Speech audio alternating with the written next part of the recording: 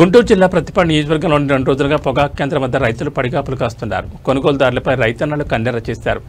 5 mile ప్రభుత్వం ఏర్పాటు చేసిన పొగాకు కొనుగోలు కేంద్రం వద్ద రైతులు రాస్తారోకో నిర్వహించారు. ఈ సందర్భంగా రైతులు మాట్లాడుతూ 2 రోజుల నుంచి పొగాకు కొనుగోలు కేంద్రం వద్ద తమ యొక్క సరుకుతో వేచి ఉన్నప్పటికీ పొంతం లేని కారణాలతో రైతులు తెచ్చుకున్నటువంటి మొత్తం పొగాకును నిరాకరించడంతో రైతులు ఆందోళన చెందుతున్నామన్నారు.